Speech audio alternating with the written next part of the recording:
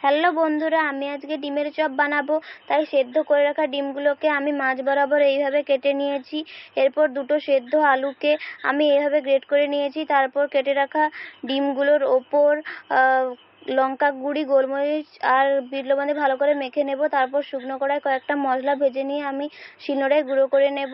তারপর কড়াইতে আবার রেপসি তেল, পেঁয়াজ, আদা রসুন বাটা, কাঁচা লঙ্কা কুচি, গ্রেট করে রাখা আলু,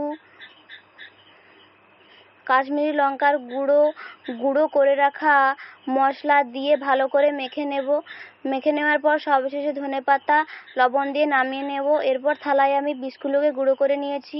তারপর আলুর পুরের মধ্যে ডিমটা দিয়ে চপের আকারে বানিয়ে নিয়ে ফেটিয়ে রাখা ডিমে মাখিয়ে নেব।